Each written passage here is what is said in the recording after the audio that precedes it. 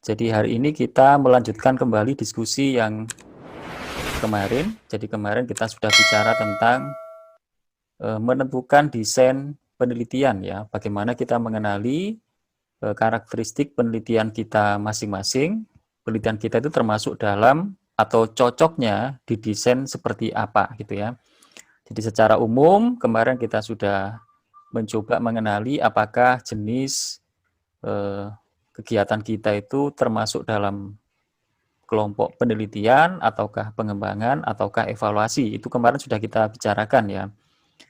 Nah, kemudian kita juga sudah menelusuri kalau penelitian kita itu, kalau kegiatan kita itu jenisnya adalah penelitian, maka apakah tergolong dalam penelitian eksperimental, ataukah kausal komparatif, ataukah korelasional, atau yang lain ya. Kemarin kita sudah belajar bagaimana mengenali itu melalui pertanyaan-pertanyaan yang memandunya ya.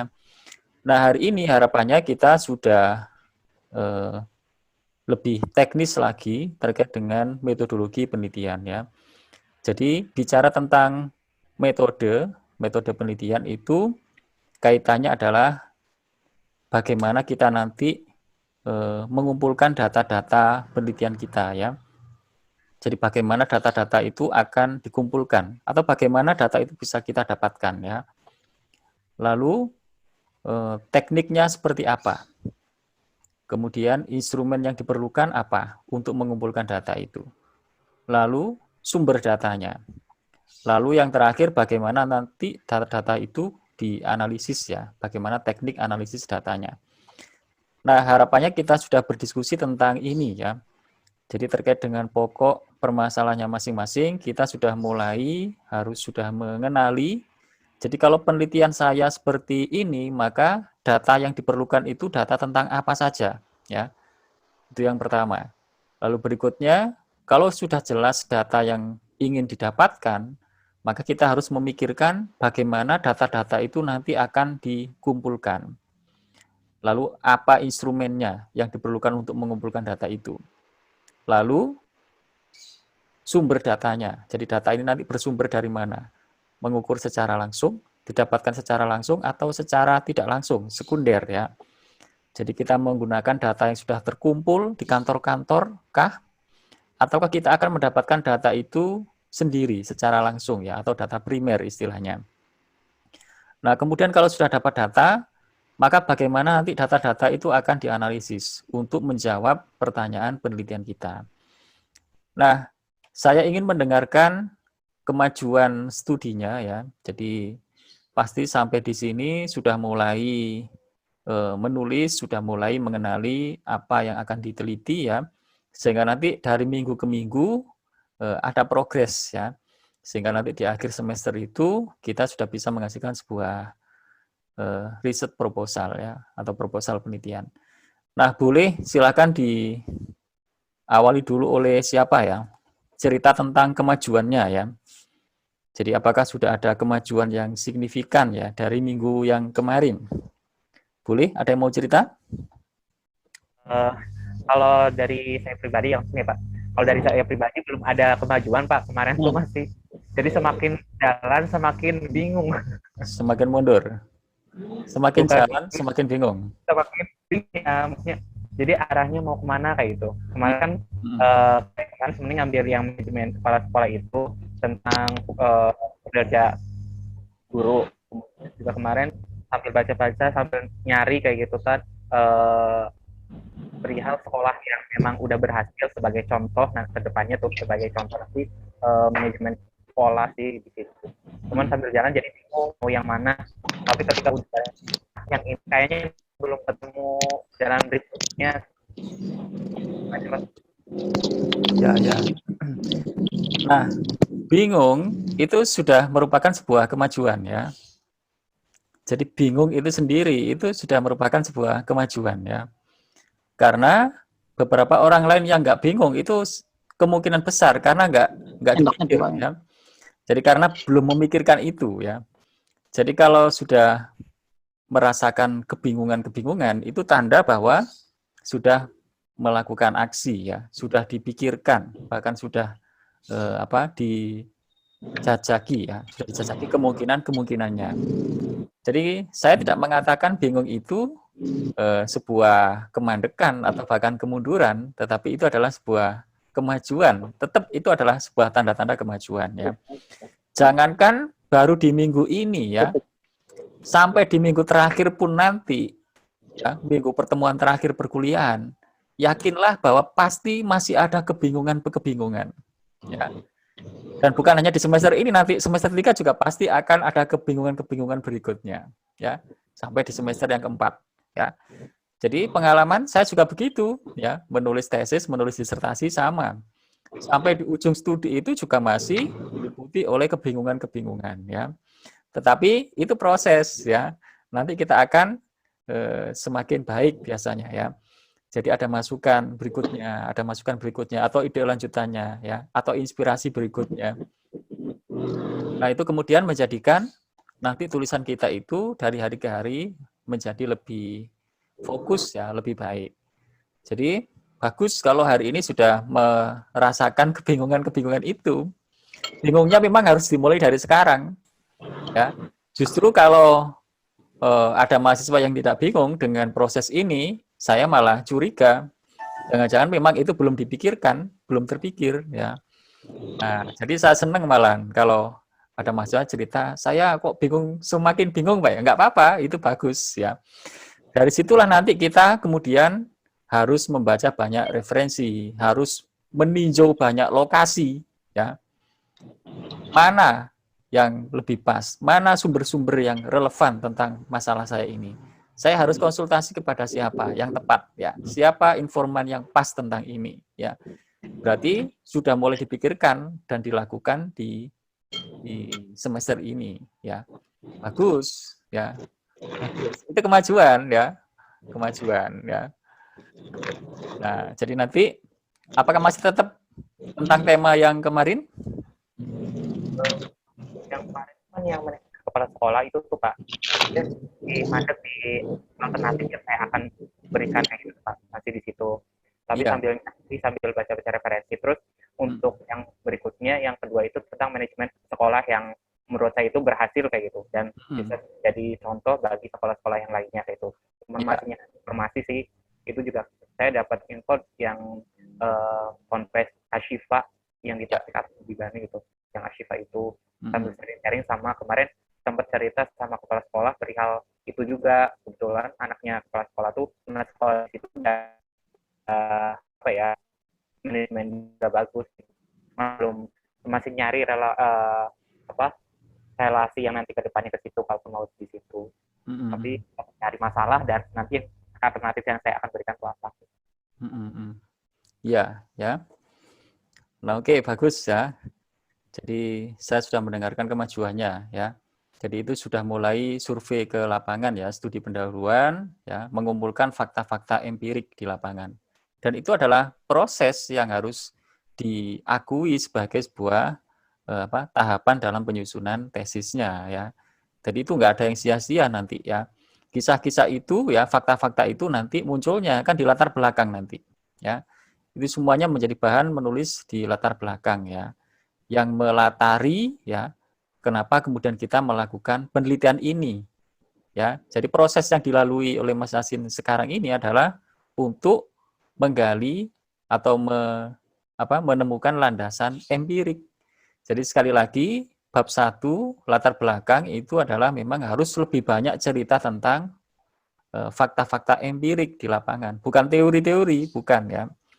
Jadi setelah melihat fakta-fakta empirik, ya, baru nanti kita meninjau literatur, ya, meninjau konsep, meninjau teori, ya, yang terkait dengan fakta-fakta yang kita angkat sebagai sebuah permasalahan itu, ya. Jadi itu proses, ya. Sudah ada kemajuan itu, tanda-tanda kemajuan, ya. Nah, oke, saya ingin mendengarkan yang lain, ya. Harus juga sudah bingung, ya nggak bingung, saya malah curiga, ya. Boleh, Mas Irfan, mangga. Iya Pak, jadi kaitannya yaitu dengan tinjauan literatur Pak. Iya.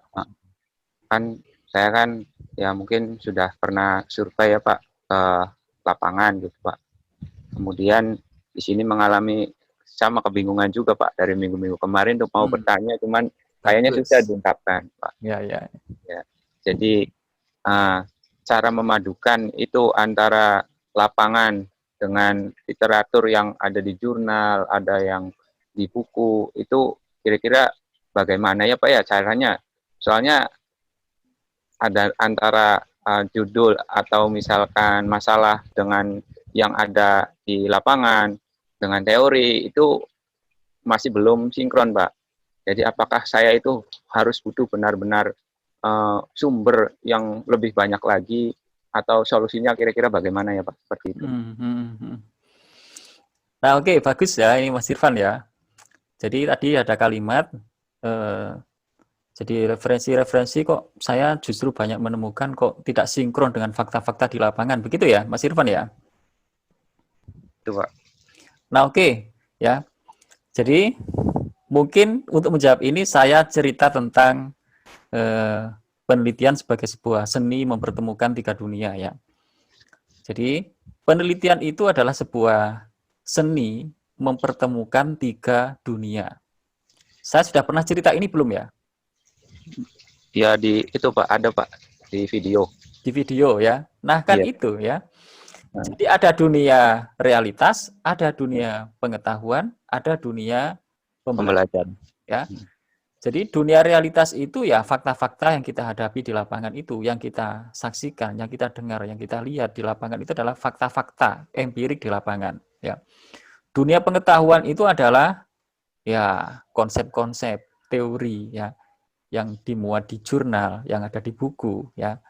Dan sumber-sumber pengetahuan yang lain itu dunia pengetahuan ya. Lalu dunia pembelajar itu adalah ide, gagasan, pendapat, analisa dari seorang peneliti.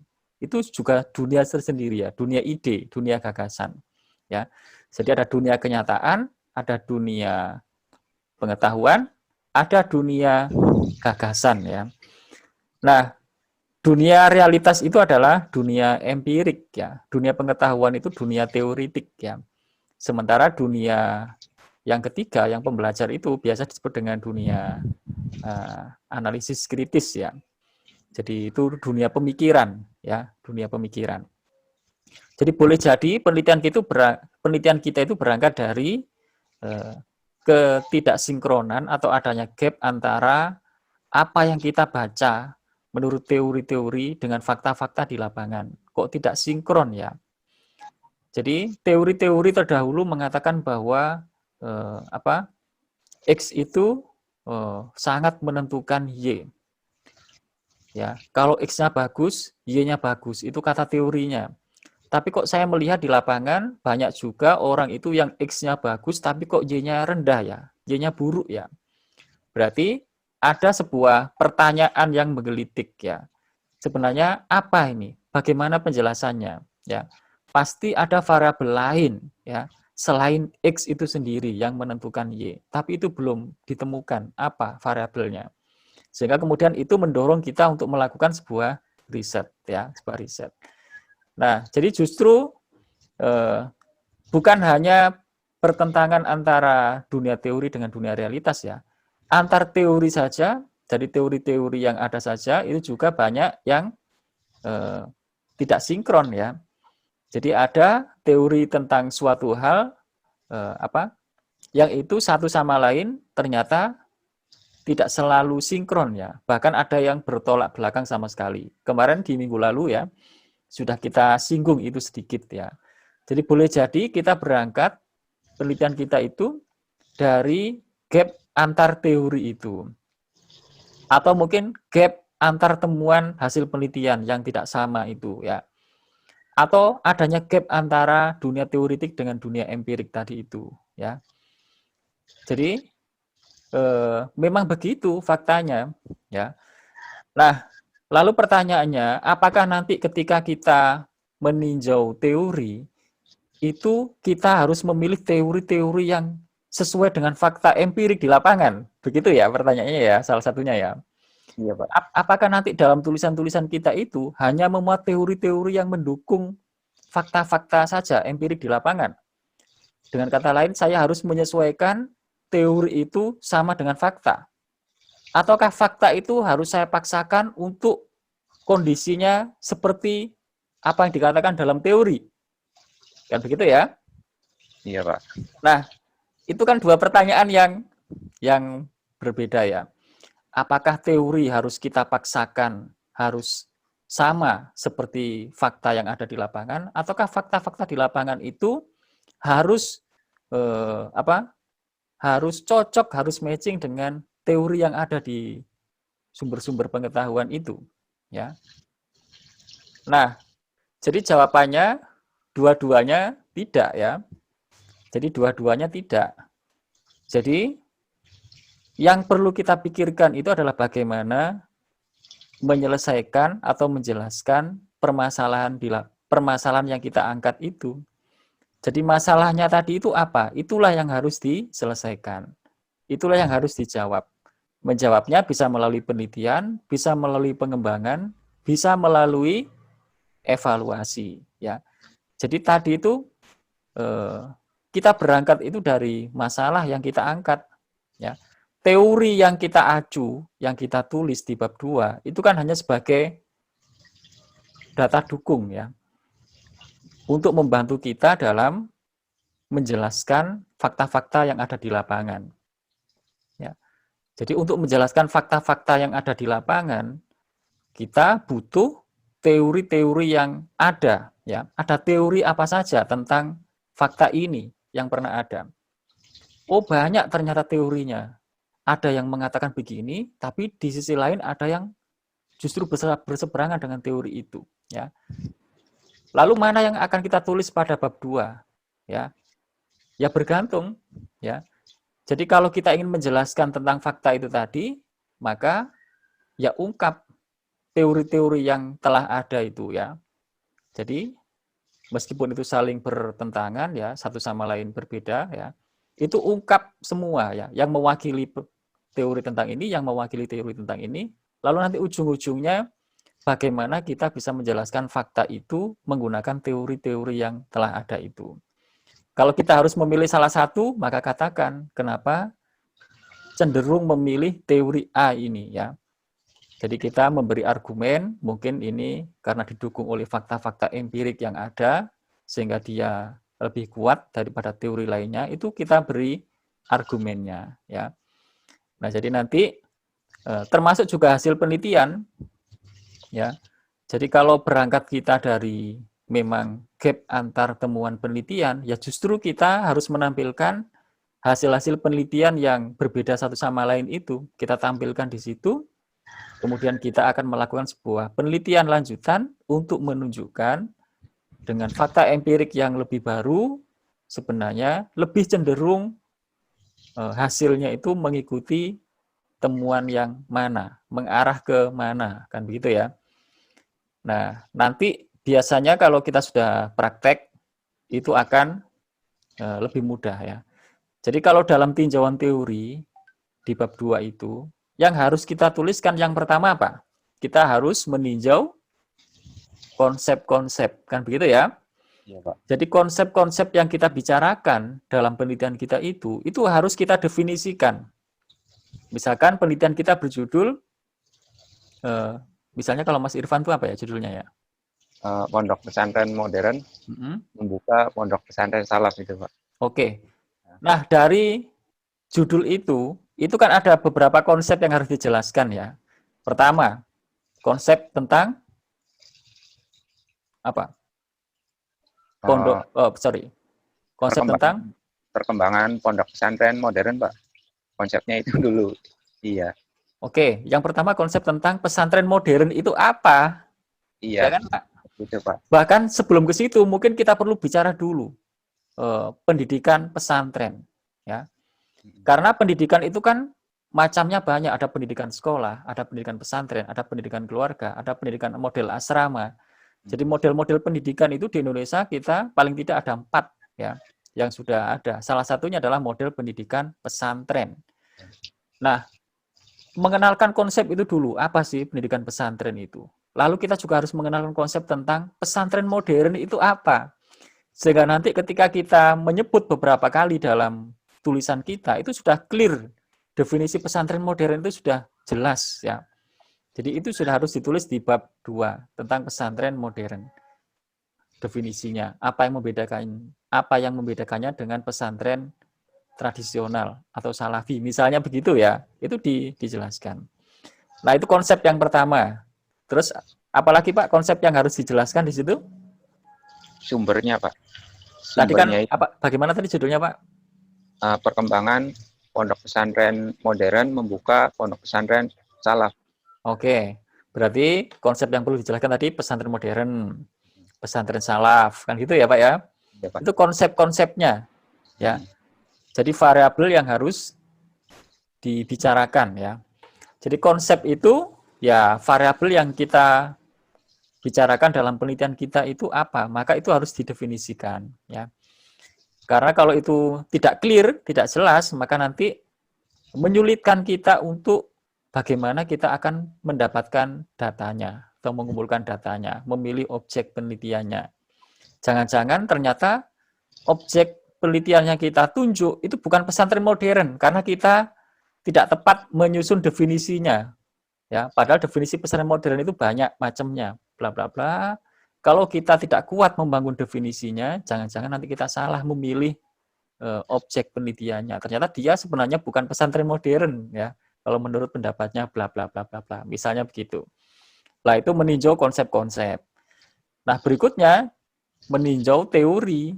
Berarti teori apa yang diacu pasti adalah teori-teori tentang pendidikan ya. Misalnya kalau dalam pendidikan pesantren itu teori apa Pak yang kan teori pembelajaran itu banyak ya. Misalnya teori apa yang pas diacu kalau kita bicara tentang pendidikan pesantren itu. Kan ciri khas pesantren itu sepanjang waktunya itu ya. Jadi nanti kaitannya dengan pembentukan karakter itu ya. Yang membedakan dia dengan pendidikan sekolah, kalau sekolah kan tidak sepenuh waktu ya. Sehingga nanti itu mungkin dikaitkan dengan teori tentang pendidikan karakter itu bisa masuk ke situ nanti. Nah, jadi kita meninjau teori itu ya mencari dukungan-dukungan teori-teori yang sudah ada itu untuk nanti kita menjelaskan fakta-fakta empirik yang ada di lapangan ya. Jadi nanti itu bagian dari alat atau bahan kita untuk menganalisis sesuatu. Jadi nanti kita itu menganalisis data itu dibantu oleh teori-teori yang kita acu itu. Tidak sepenuhnya itu adalah gagasan atau pendapat atau pikiran kita sendiri. Tetapi nanti di bab 4 itu adalah pertemuan antara data-data yang kita peroleh, kemudian hasil-hasil riset terdahulu, teori-teori yang telah ada, dan analisis kita. Ya. Jadi pertemuan dari 3 dunia itu nanti ya. Jadi bukan hanya penjelasan menggunakan teori-teori yang telah ada tanpa dibumbui oleh analisis kita, bukan ya. Jadi nanti pertemuan dari ketiganya itulah yang kemudian menghasilkan sebuah produk penelitian.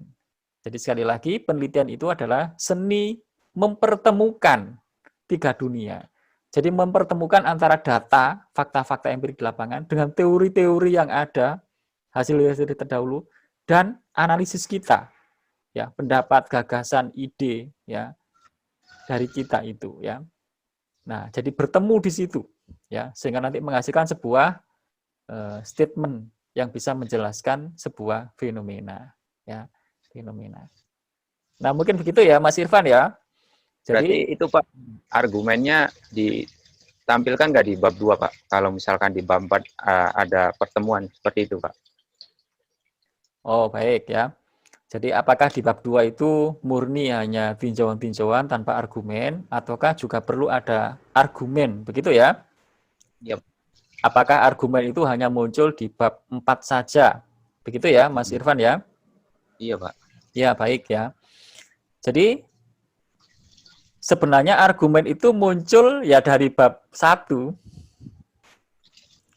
Jadi ketika kita menulis mulai dari bab 1 sampai bab terakhir itu sebenarnya ada argumen. Jadi 3 dunia tadi itu sebenarnya juga ada dari bab 1 sampai bab akhir, Pak. Jadi ketika kita menulis latar belakang pun itu ada ketiga-tiganya. Hanya yang paling dominan itu adalah fakta-fakta empirik ya. Lalu kita juga menyinggungkan dengan dunia pengetahuan, lalu ada argumen kita di situ. Argumennya misalnya pada jika instrumen penilaian itu dirancang bla bla bla, ini berpotensi akan bla bla bla. Itu kan argumen kita ya, argumen kita. Sementara instrumen yang seperti ini belum banyak tersedia, sehingga perlu dikembangkan. Nah ini kan masih bab 1 nih, tapi ini ada memunculkan argumen kita. Ya. Jadi sebenarnya 3 dunia tadi itu yang muncul dari bab 1. Hanya porsinya, Pak. Jadi kalau di bab 1, porsi dunia pengetahuan tidak yang dominan. Nanti yang dominan itu kalau dunia pengetahuan, dunia referensi atau literatur itu di bab 2. Ya, di bab 2. Nah, yang nanti yang di bab 1, porsi yang paling banyak itu adalah fakta-fakta empirik di lapangan. Ya, ditambah dengan argumen kita dan menyinggung sedikit dunia pengetahuan. Menyinggung sedikit. Ya. Jadi hanya porsinya saja yang beda-beda. Nah, di bab 2, ketika kita meninjau teori-teori, meninjau konsep-konsep, juga pasti ada argumen-argumen. Ketika banyak ragam definisi ternyata, atau ternyata banyak teori-teori tentang bla bla bla ini, dan mengharuskan kita untuk memilih salah satunya misalnya, maka kita memilih salah satunya itu juga perlu diberi argumen, Mbak. Kenapa teori ini yang dipilih? Ya, kok tidak teori yang lain? Kita memberi alasan, bla bla bla bla bla. Jadi itu bab 2, ada argumen juga, ya, ada argumen. Jadi sebenarnya 3 hal itu muncul di mana-mana, hanya porsinya, Pak, porsinya. Nah begitu Pak ya, Pak Irfan ya. Iya Pak, terima kasih Pak. Oke, sama-sama Pak Irfan.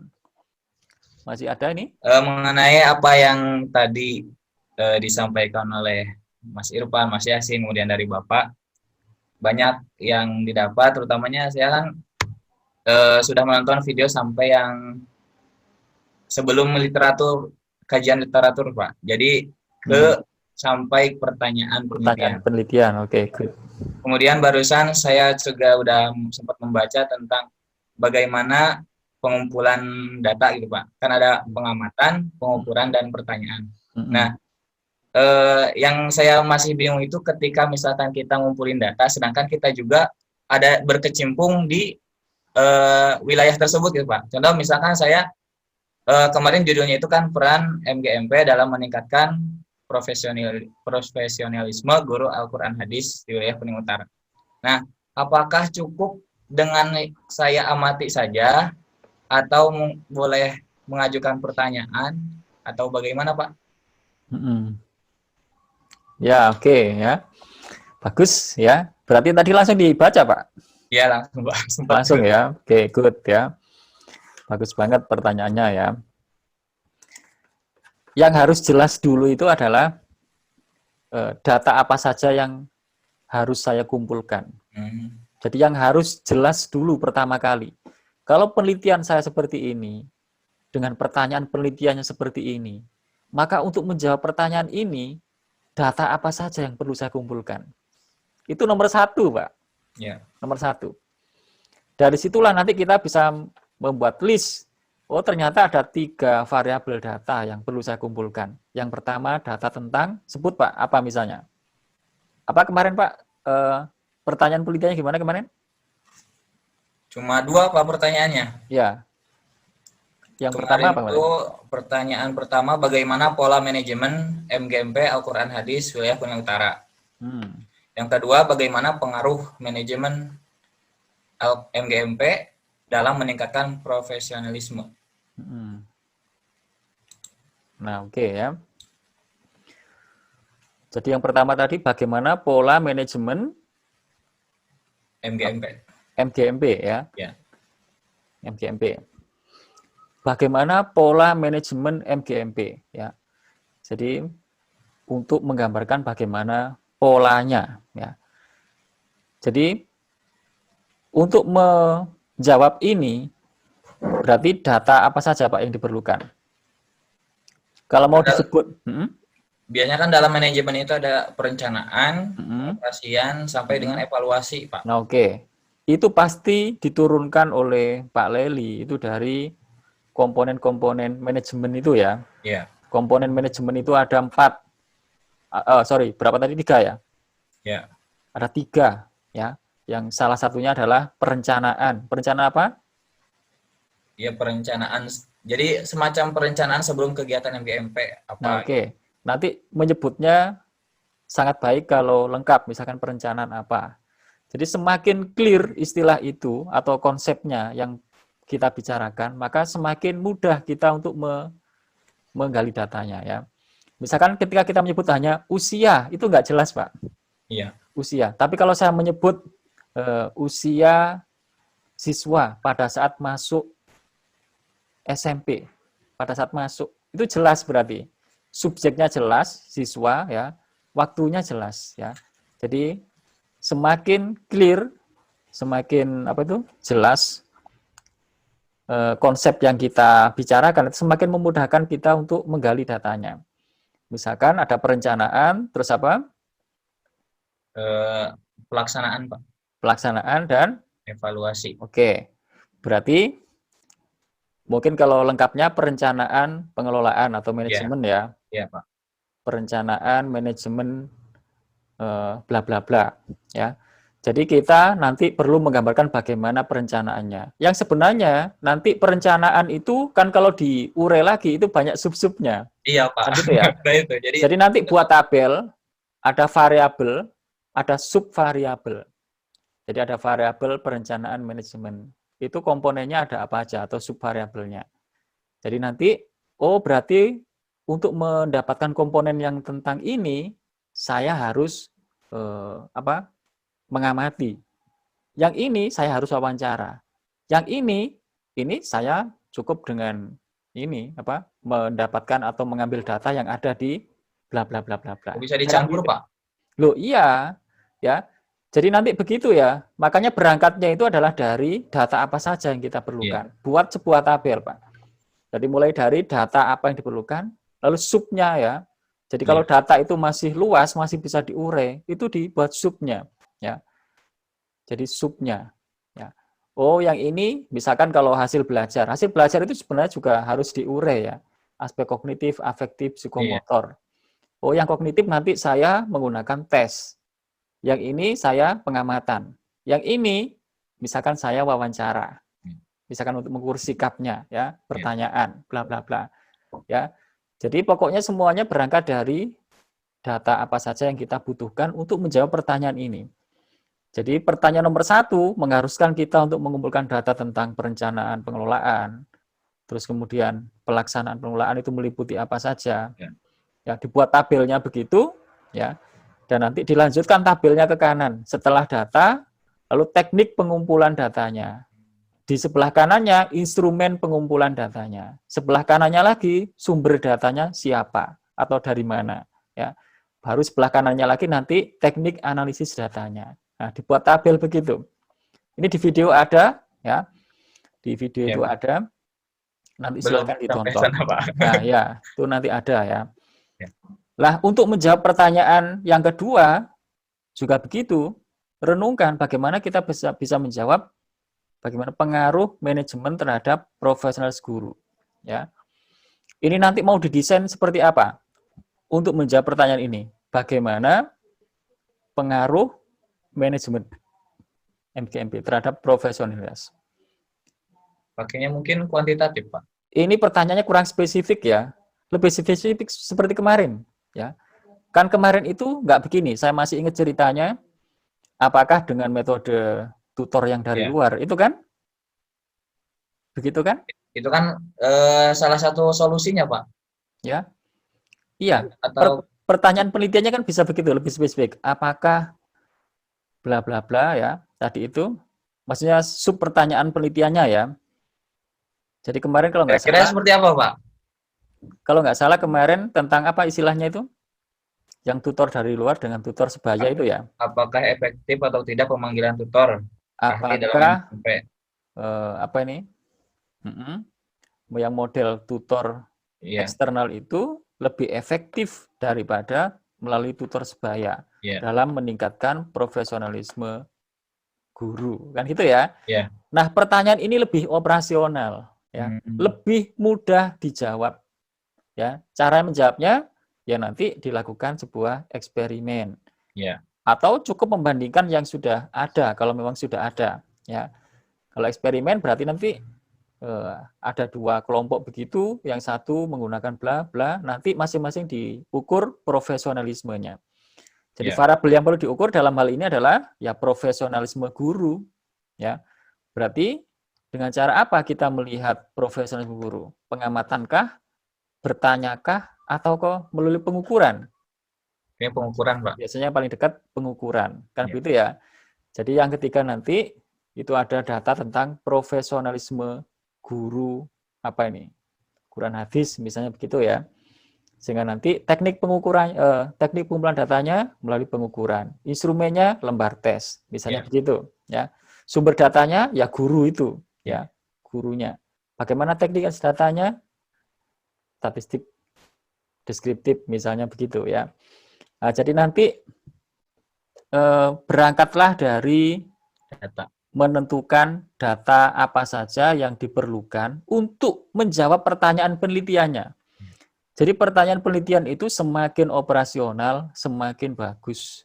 Jangan umum, jangan terlalu umum sekali, tidak operasional. Misalnya begini, bagaimana mengatasi masalah kecanduan gadget pada anak? Ya, jadi ini terlalu umum. Belum ada tawaran solusi dari peneliti.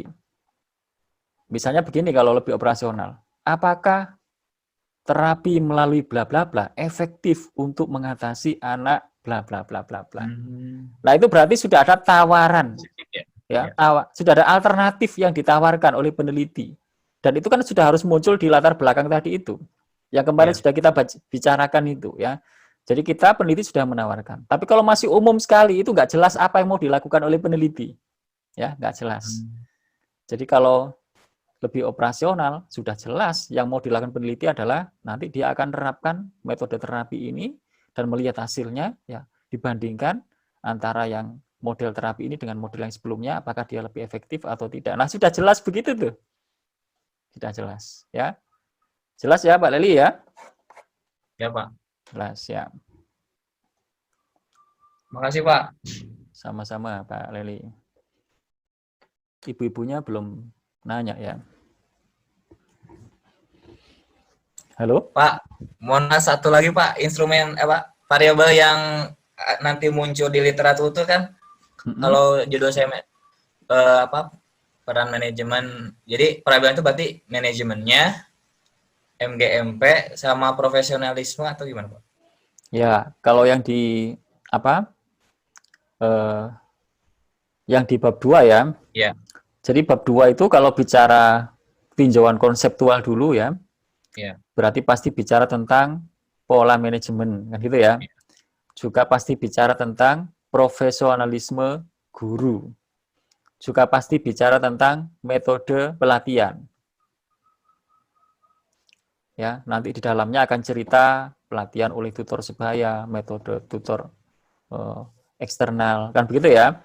Iya, Pak. Jadi nanti cerita itu konsep-konsep yang perlu dibicarakan, dibahas, di-clear-kan di bab 2 ya. Ya.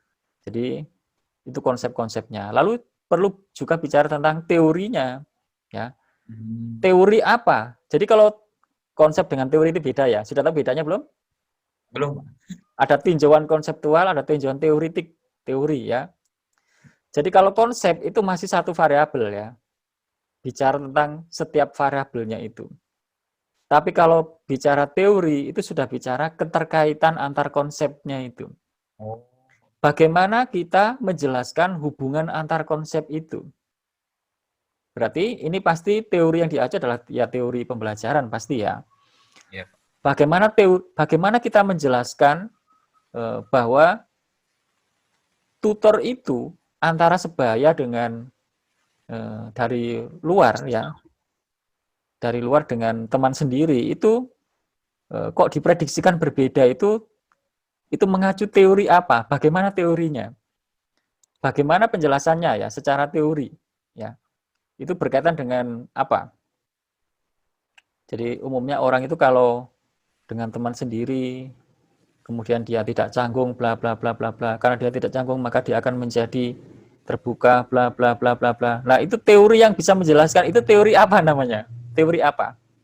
Ya. Maka kita harus mencari cantolannya. Itu teori apa? Ada teori humanistik. Bahwa pembelajaran itu kalau dia dilaksanakan dengan sesuai fitrahnya manusia, itu akan berpotensi lebih berhasil. Ya, fitrahnya manusia itu dia senang kalau dengan suasana keakraban, misalnya begitu. Fitrahnya manusia itu adalah bla bla bla bla bla. Sehingga kalau dia bla bla bla maka akan bla bla bla bla. Itu penjelasan teoritik ya. Jadi Bapak bisa mengacu misalnya teori pembelajaran humanisme atau humanistik, bahwa pembelajaran itu harus sesuai dengan fitrahnya manusia. Di antara fitrahnya manusia adalah menyukai keakraban, suasana yang akrab, bla bla bla bla. Nah, itu cerita bahas ya. Begitu ya. Sudah tahu bedanya antara konsep dan teori. Jadi bicara konsep-konsep dulu, lalu kita bicara teori. Bagaimana keterkaitan antar konsep yang kita bicarakan tadi itu. Nah, sehingga kalau kemudian pelatihan itu dikelola dengan cara yang sesuai dengan fitrahnya manusia, yang akrab, maka akan berpotensi untuk berhasil, bla bla bla bla bla bla. Nah, begitu ceritanya. Ya, Pak. Nah, itu tinjauan teori namanya, ya. Ya. Nah, oke. Cukup, Pak Leli? Cukup ya. Nah, oke. Ada lagi Bapak Ibu, silakan. Kalau nggak ada, saya akan melanjutkan sedikit ya. Jadi tentang metode pengumpulan data ya, yang tadi saya share ke Bapak Ibu semuanya itu. Saya akan menjelaskan, nanti kalau di tengah-tengah ada pertanyaan, boleh dipersilahkan Bapak Ibu ya. Jadi secara umum mengumpulkan data itu caranya seputar 3 saja ya. Jadi kalau tidak pengamatan, ya pertanyaan, atau pengukuran. Hanya seputar 3 itu ya. Bertanya, mengamati, mengukur. Ya. Bertanya, mengamati, mengukur. Jadi kalau bertanya itu mengandalkan lisan, ya, indera pengucapan itu. Kalau pengamatan itu mengandalkan indera mata, penglihatan ya. Kalau pengukuran itu mengandalkan alat ukur, ya, alat ukur. Ya. Nah, mengukur itu adalah tradisinya penelitian kuantitatif. Ya, dalam metode penelitian kuantitatif itu tradisinya adalah dengan cara mengukur. Jadi kalau dalam dunia natural science, IPA, fisika, kimia, biologi, ya, itu ya menggunakan alat-alat ukur fisika, mengukur panjang, mengukur suhu, mengukur berat, ya, mengukur kandungan pH, ya, dan seterusnya, ya. Itu alat-alat ukur fisika, ya.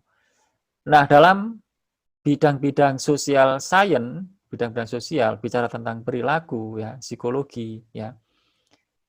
Itu juga hari ini sudah biasa dikenal alat-alat ukur psikologi, ya.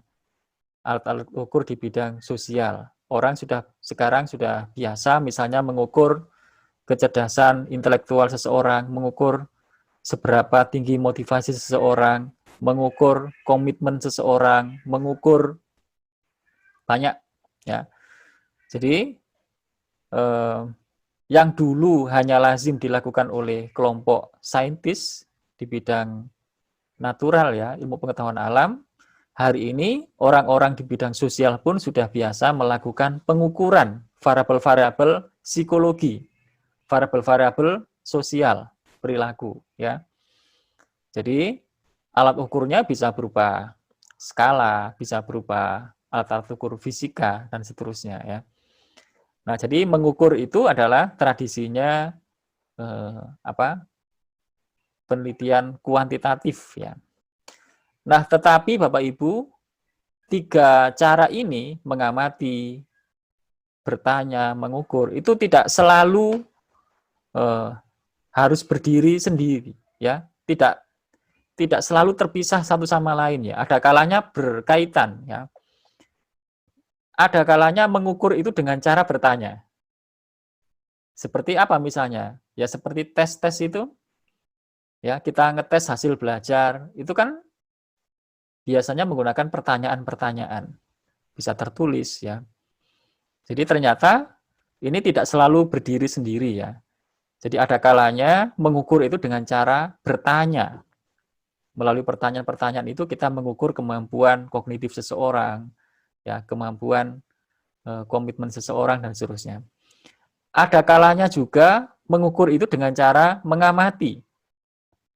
Ya, dari perilaku yang diamati itu kemudian dijadikan dasar untuk menetapkan ukuran. Jadi misalnya kalau dalam dunia olahraga misalnya ada orang suruh melompat ya, diamati ya, lalu diukur ya.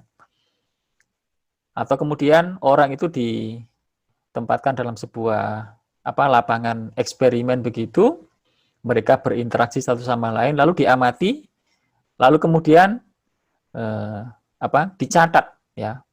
Dicatat pada aspek-aspek tertentu yang bertujuan untuk mengukur. Jadi ada kalanya begitu. Jadi ada kalanya mengukur itu dengan cara bertanya atau mengamati. Ya. Tetapi memang pada umumnya pengamatan intensif dan wawancara mendalam itu adalah tradisinya penelitian kualitatif ya. Jadi kalau pertanyaan dalam tes itu kan pertanyaan yang dirancang, sistematik ya. Tetapi kalau pertanyaan wawancara mendalam itu kan pertanyaan-pertanyaan yang bisa berkembang ya dan tidak bisa diprediksikan sebanyak apa pertanyaannya. Bergantung nanti di lapangan itu bagaimana respon-respon yang didapatkan. Begitu informan menjawab atau memberikan statement tentang bla bla bla, mungkin itu memancing kita untuk bertanya lebih lanjut. Ya, dia menjawab ini memicu kita untuk bertanya lanjutannya. Yang tadinya mungkin pertanyaan-pertanyaan itu tidak terpikir di awal, tetapi kemudian harus kita tanyakan lebih lanjut pada saat kita wawancara itu ya, mengikuti bagaimana interaksi komunikasinya. Nah, jadi wawancara mendalam itu biasanya menghasilkan sebuah data-data yang berupa narasi-narasi ya, yang sangat banyak ya. Jadi wawancara mendalam itu pertanyaan-pertanyaannya tidak bisa ditulis lengkap ya. Jadi pertanyaan yang untuk memandu itu mungkin hanya sebagai pertanyaan-pertanyaan poin. Untuk pertanyaan-pertanyaan pembuka. Begitu dia menjawab tertentu, maka itu pasti memicu kita untuk bertanya lebih lanjut. Nah, disinilah kemudian nanti perlu peneliti itu memiliki keterampilan bertanya ya. Jadi tanpa keterampilan bertanya, maka biasanya untuk mendapatkan data secara mendalam itu sulit ya. Jadi kalau kita menggunakan teknik pengumpulan data dengan cara bertanya, dengan cara wawancara mendalam, maka kata kuncinya adalah kemampuan bertanya kita ya, sebagai penelitinya ya, kemampuannya. Nah, jadi secara umum ada 3 itu, dan itu nanti harus kita tulis. Jadi kalau kita nulis teknik pengumpulan data itu pasti dilekatkan dengan data apa yang mau dikumpulkan. Untuk mengumpulkan data yang ini nanti melalui bertanya atau wawancara, yang ini melalui pengamatan, yang ini melalui, ya, jadi bisa campur-campur begitu ya. Jadi makanya pintu yang pertama kali harus clear dulu, harus jelas dulu data apa saja yang perlu kita kumpulkan untuk menjawab pertanyaan penelitian kita ya. Jadi singkatnya begitu ya. Nanti Bapak Ibu juga harus berlatih bagaimana melakukan wawancara mendalam. Bagaimana melakukan pengamatan intensif ya.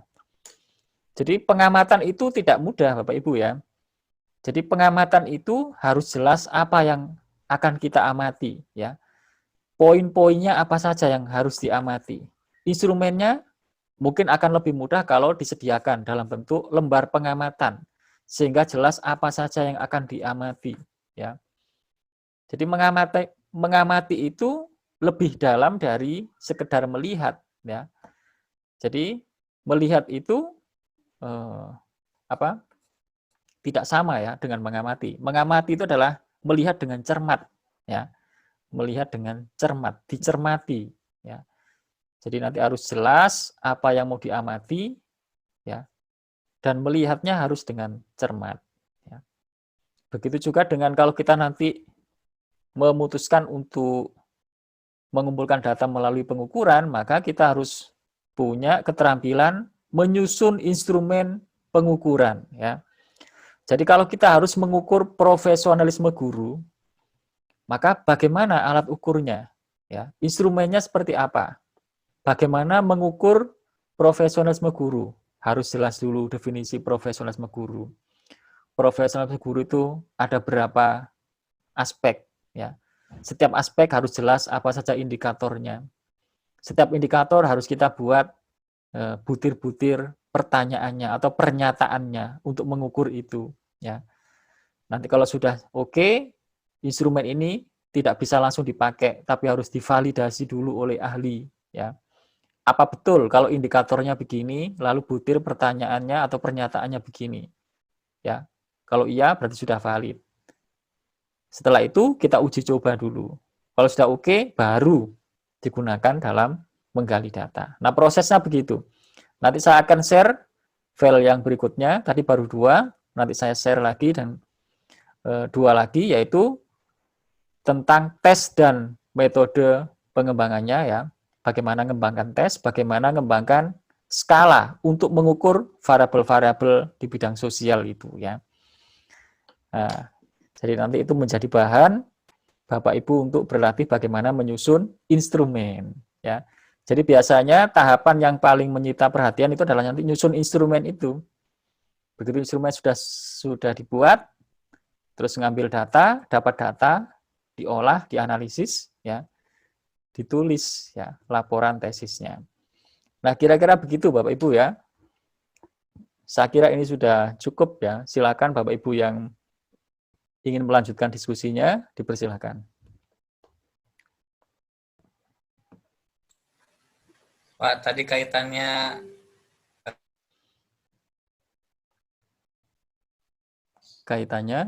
gimana Pak Leli? tuh, dicek dulu ke yang ahli, kalau udah valid boleh diajukan. Maksudnya ahli dalam hal apa itu Pak? Oh ya, betul ya. Jadi ahli di bidang apa? Jadi kalau kita mengembangkan instrumen untuk mengukur variabel psikologi, ya, misalnya mengukur kecerdasan emosi seseorang, berarti kita perlu melibatkan ahli di bidang pendidikan, ahli di bidang psikologi, kan begitu ya? Jadi boleh dosen, boleh praktisi. Yang penting dia memang ahlinya di situ, di bidang psikologi, di bidang pendidikan, dan di bidang pengukuran, ya, pengukuran.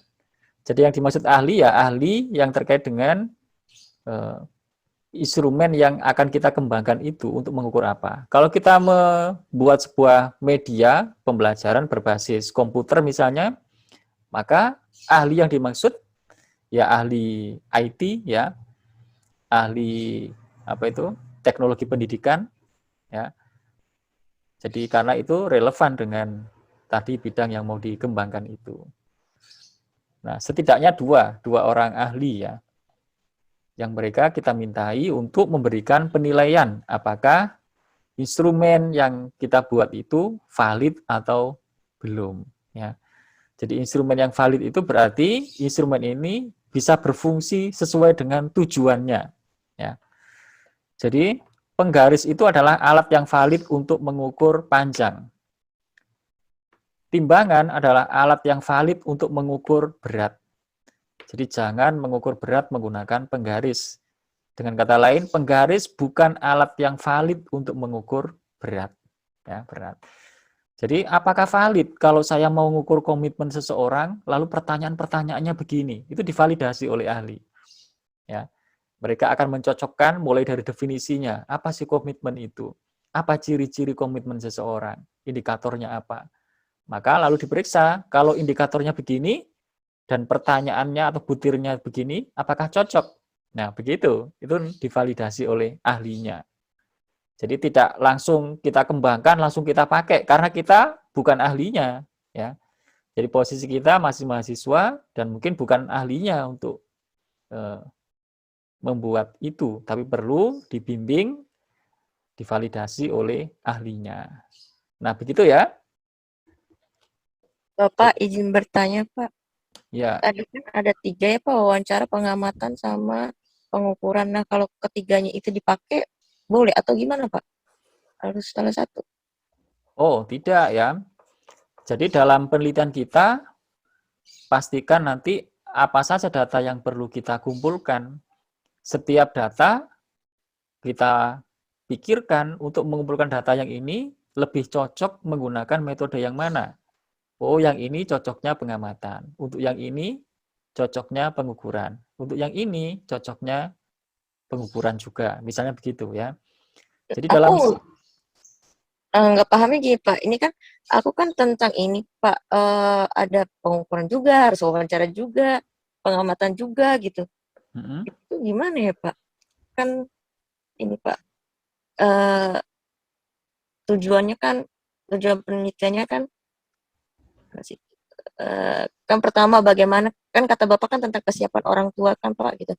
Bagaimana kesiapan orang tua khususnya ibu dalam menginstruksikan anaknya dalam kegiatan belajar mengajar dengan media pembelajaran daring agar tetap fokus dalam pembelajaran. Terus yang kedua, apakah orang tua siap menggantikan peran guru di sekolah anaknya selama masa pandemi COVID-19 dengan media pembelajaran daring di rumah untuk meningkatkan mutu prestasi belajar anak usia dini. Terus yang ketiga, bagaimana cara pelaksanaan pembelajaran menggunakan media daring dilakukan orang tua agar anaknya mau fokus belajar menggunakan alat elektronik handphone atau komputer atau laptop. Bagaimana tanggapan atau komentar orang tua terhadap prestasi siswa selama masa pandemi COVID-19 itu? Itu gimana, Pak? Menurut Bapak? Wawancarakah atau pengamatankah atau apa, Pak? Nah, oke ya. Sebenarnya tadi sudah saya jawab ya. Jadi dalam satu penelitian bisa kita melibatkan kesemuanya ya. Semuanya bergantung pada data apa saja yang kita kumpulkan. Jadi yang perlu kita putuskan pertama kali adalah apa tadi? Penelitian saya ini untuk menjawab pertanyaan penelitiannya nanti data apa saja yang perlu saya kumpulkan. Makanya perlu dibuat tabel begitu ya. Kolom yang pertama adalah data ya. Data yang mau dikumpulkan itu data apa saja. Jadi ini pasti berkaitan dengan variabel-variabel dalam penelitian kita. Tadi ada kesiapan apa tadi? Kesiapan apa tadi? Jadi silakan dibuat listnya ya. Jadi nanti data apa saja atau variabel penelitian itu apa saja, baru kolom yang berikutnya teknik pengumpulan data yang sesuai melalui apa. Ya. Jadi siapa yang menentukan ini? Ya kita sebagai peneliti sendiri dengan berbekal pengetahuan, keterampilan dalam metodologi. Jadi itulah sebabnya kenapa mahasiswa itu dibekali dengan metodologi. Jadi belajar metodologi itu adalah belajar menentukan itu. Kalau saya ingin meneliti tentang perilaku seseorang, misalnya begitu ya. Tapi istilah perilaku itu masih terlalu umum. Belum jelas apa yang mau dilihat. Saya mau melihat misalnya kesiapan orang tua dalam membimbing anak-anak ya. Kesiapan orang tua dalam membimbing anak-anak. Ini masih belum jelas membimbing apa. Kesiapan orang tua dalam mendampingi pembelajaran sekolah di rumah. Oke, ini sudah lebih jelas ya. Itu harus kita definisikan dulu apa yang dimaksud kesiapan apa membimbing itu. Kita harus definisikan dulu. Berarti harus ditajamkan ya, Pak ya? Ya, jadi itu yang harus kita tulis di bab 2 tadi itu ya, definisi konseptualnya itu ya. Apa sih kesiapan orang tua dalam membimbing pembelajaran itu didefinisikan. Lalu kita bicara ciri-cirinya. Jadi kesiapan itu ditandai oleh apa saja. Ya. Nah, kalau sudah jelas definisinya, jelas tanda-tandanya, maka untuk melihat kesiapan seseorang itu atau untuk mengukur kesiapan seseorang itu bisa dilakukan. Ya. Boleh dengan pengukuran ya. Yang pas memang ini pengukuran ya, mengukur kesiapan ya. Nanti mereka akan ditanya para orang tua itu yang pertanyaan-pertanyaannya itu mengacu pada indikator-indikator kesiapan tadi itu. Jadi ciri kesiapan membimbing dalam belajar itu apa saja. Nah, ciri-ciri itu nanti digunakan sebagai acuan untuk menyusun butir-butir pertanyaannya. Kalau dia menjawab begini, nanti skornya sekian. Kalau menjawab begini, skornya sekian. Nanti silakan dibaca file yang tadi saya saya bagikan. Itu sudah ada contohnya, ya. Nanti saya akan share lagi, ada 2 lagi ya. Setelah pembelajaran ini akan saya share, ada 2 lagi yang harus dibaca, ya. Jadi siapa yang menentukan itu? Ya kita sendiri sebagai peneliti. Jadi belajarlah untuk bagaimana memikirkan itu. Kalau saya ingin tahu tentang ini, cocoknya apa ya? Bertanyakah? Kalau saya ingin tahu alasan seseorang untuk menyekolahkan anaknya di sekolah alam, misalnya begitu. Itu melalui apa ya? Kalau saya ingin tahu lebih dalam alasannya, ya saya harus wawancara mendalam. Tapi kalau saya hanya ingin tahu mereka itu alasannya apakah A atau B, ya dibuat sederhananya begitu, ya boleh menggunakan angket saja, kan gitu ya. Jadi bisa dengan menggunakan angket saja, bisa dengan menggunakan wawancara mendalam. Jadi kalau wawancara mendalam nanti bisa mendapatkan alasan yang lebih dalam. Oh ternyata sebagian besar orang tua itu menyekolahkan anaknya di sekolah alam itu ternyata alasannya adalah alasan ini. Ya. Nah, jadi pikirkan begitu, ya. Nanti silakan dibaca file yang saya share ya. Begitu ya mungkin ya. Halo? Halo? Iya Pak, makasih Pak. Ya. Nah, Bapak Ibu masih ada? Ya Pak. Ya Pak. Monggo, ada? Ya Pak. Pak Mulya? Ya betul Pak. Monggo Pak Mulya. Ini yang ingin kami ketahui lebih lanjut kaitannya dengan instrumen kepatutannya Pak ya, ataupun standar minimal untuk mengetahui instrumen pengukuran tuh, apakah ada batasan minimalnya ataupun bagaimana tuh Pak ya. Kemudian yang kedua tadi kan Bapak sudah untuk instrumen yang kita tulis dalam rangka pengukuran itu harus divalidasi oleh ahlinya. Nah, bagaimana Pak kalau misalnya instrumen yang akan kita buat itu mengambil dari karya yang sudah ada. Artinya dalam arti ya karya mengambil instrumen yang sudah dari ahlinya gitu Pak. Kita terapkan untuk pengukuran yang dalam penelitian tersebut. Apakah ini menyalahi kodrat atau menyalahi etika ya. menyalahi etika dalam berkarya ilmiah atau bagaimana Pak? Ya. Mohon penjelasannya. Terima kasih Pak Mulya, ini bagus banget pertanyaannya ya. Mungkin ini pertanyaan terakhir ya, karena tinggal 10 menit lagi ya. Bagus banget pertanyaannya Pak Mulya. Yang pertama, tentang kepatutan sebuah instrumen ya, atau kriteria sebuah instrumen. Bila mana suatu instrumen dikatakan baik ya. Jadi kebaikan instrumen itu, instrumen yang baik itu secara umum adalah instrumen yang valid, reliable, ya, kemudian efisien, ya. Jadi yang paling utama sih valid, reliable, ya. Yang paling pokok valid dan reliable. Suatu instrumen atau suatu alat ukur dikatakan valid jika alat ukur itu memang mengukur sesuai dengan apa yang mau diukur.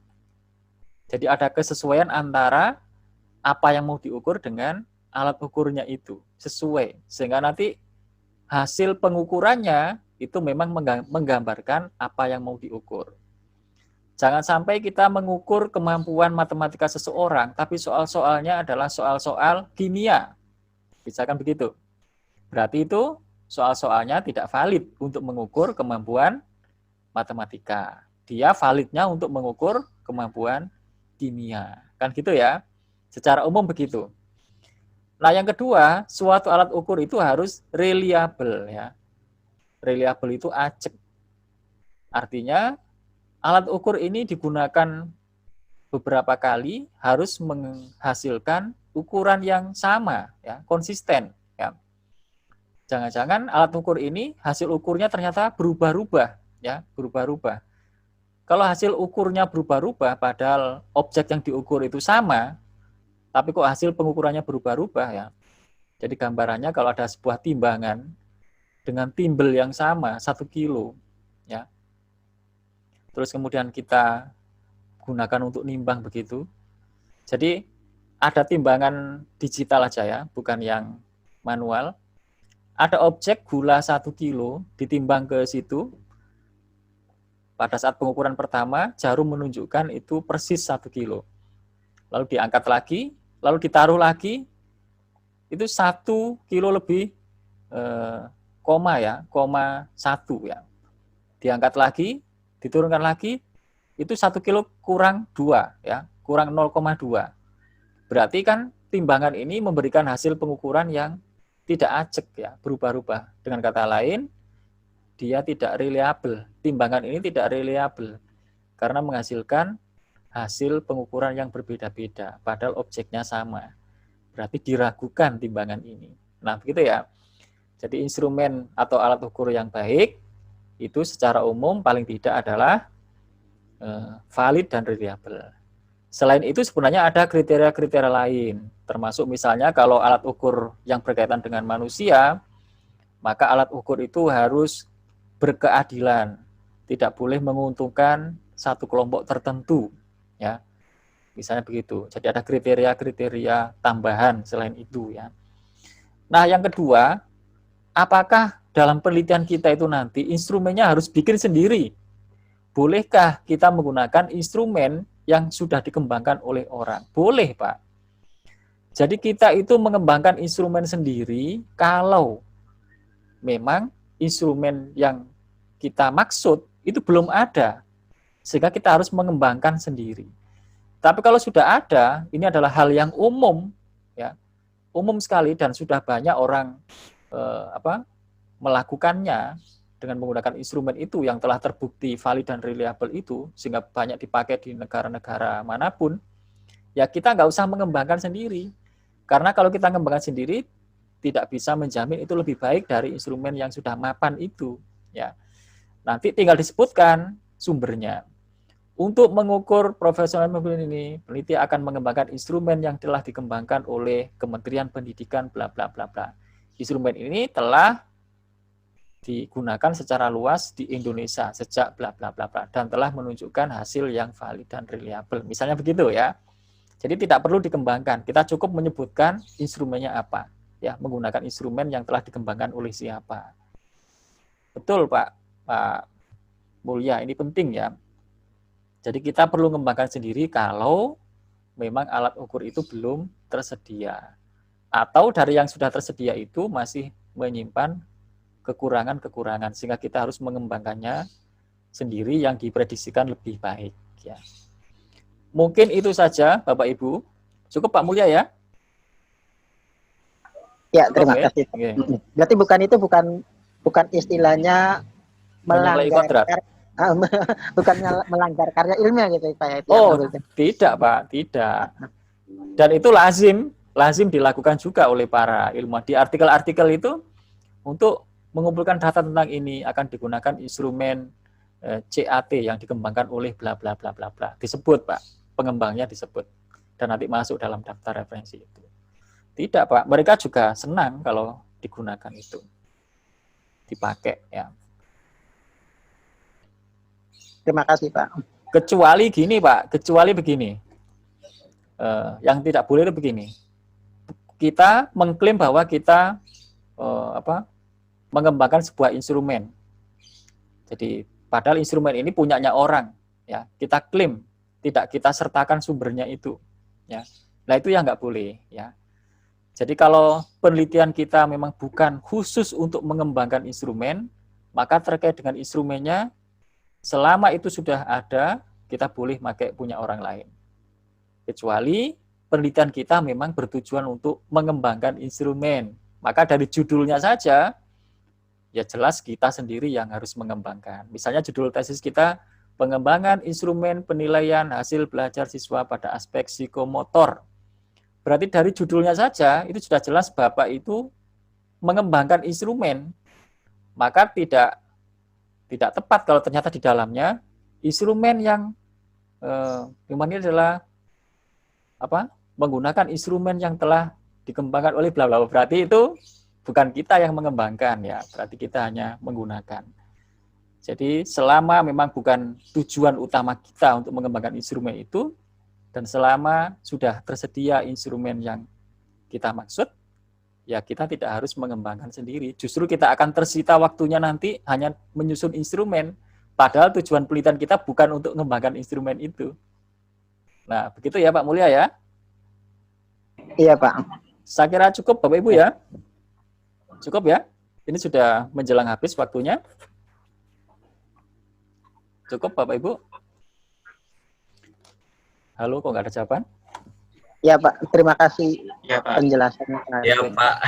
Sama-sama Makasih semuanya. banyak, Pak. Mudah-mudahan kajian singkat ini bermanfaat. Semoga kita Amin. selalu diberi kesehatan, kesuksesan, dan keberkahan. Selamat terus belajar. Salam sukses sejati. Wassalamualaikum warahmatullahi wabarakatuh.